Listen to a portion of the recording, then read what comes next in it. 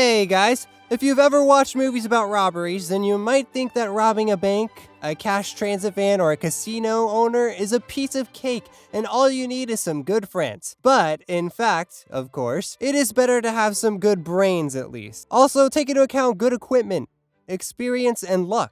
So meet 22-year-old Sean, who at first glance did not seem to look like an obvious dumbass. Well, at least due to the fact that he perfectly understood that it was not entirely realistic to rob a bank stuffed with alarms and video surveillance.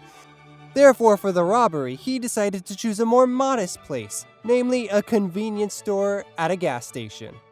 He calculated the day and time when no one comes to the gas station. He entered the store, pulled out a revolver, and without much difficulty convinced the seller to give him all the daily proceeds. And it seems that everything worked out, so just run. But then Sean came across a bottle of expensive Scotch whiskey, with which the robber decided to celebrate his successful robbery. Hey, give me that bottle of whiskey too. No, Excuse me? I can't sell it to you. Are you out of your mind? I'm not buying it. The robbery's still on, you know, so give me that whiskey now.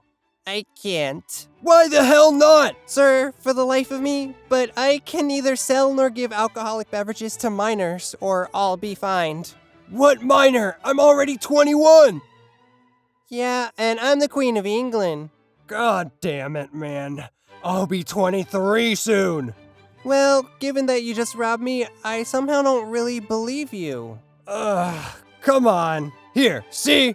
And this is when Sean turned on all his stupidity, taking out a driver's license and thrusting it before the eyes of the incredulous salesman. Look, I'm on the photo, and now look at the date. Can you count? Or maybe you need a calculator? I'll be 23 in a couple of months. Well, what do you know? Please forgive me, it's just my job. I got fined once, so now I check everyone thoroughly. Yeah, I get it. No problem. Here you go, your expensive bottle of Scotch whiskey. Thanks. See ya. Have a nice day, idiot. Beep, beep, beep, beep, beep. Hello, police. I just got robbed. It was Sean Lehman, who lives at 35 Grindon Street. Let's move on. These Mexico City thieves came up with what they thought was a perfect and simple plan. They decided to rent an apartment next to the bank, and as soon as the bank closes, make a dig. Make their way into the safety vault, quickly collect everything that is in there, and crawl back unnoticed. The same way they would get there, but with bags full of money. The guys had all the right tools, so digging was not a problem for them.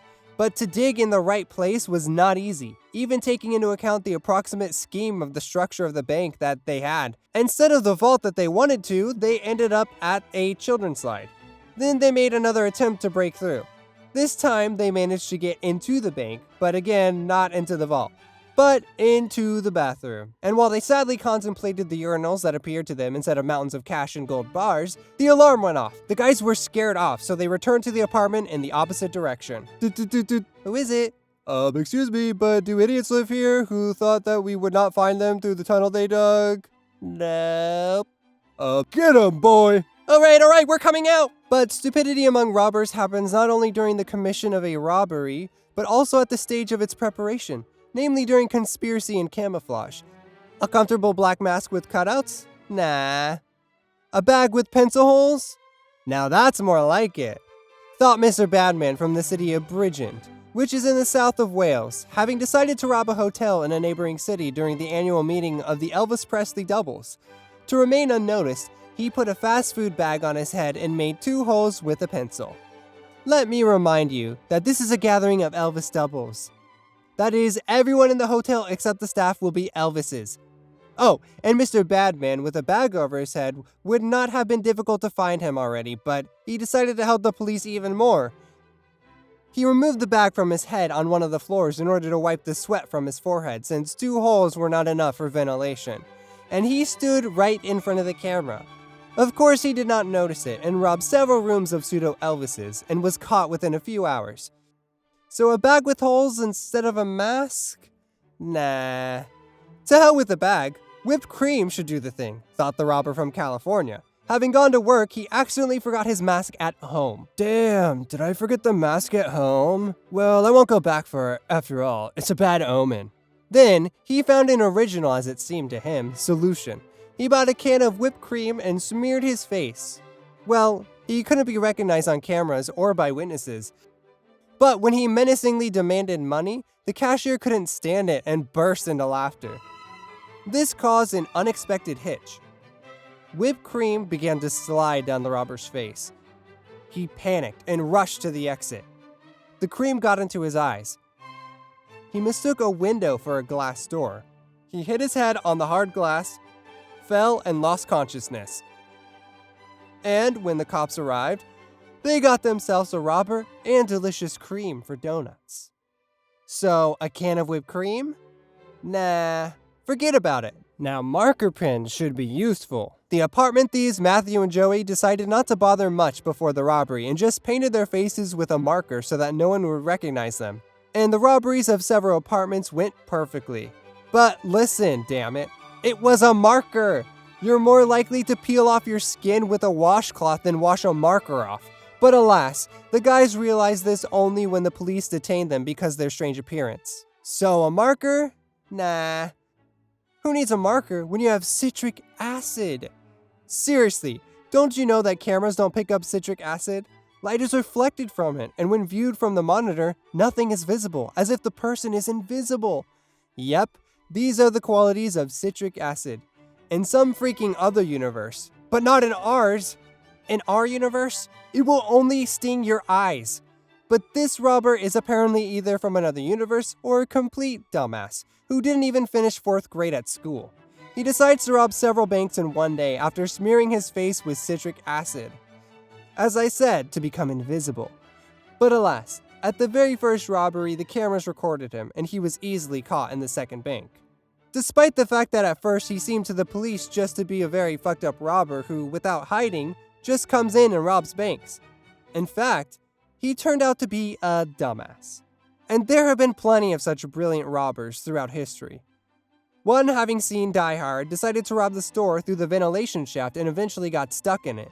Another got drunk, broke into an amusement park to swim with dolphins, scare sharks with a fire extinguisher, and steal a penguin. And when he sobered up, he got caught in the street taking it back to the park.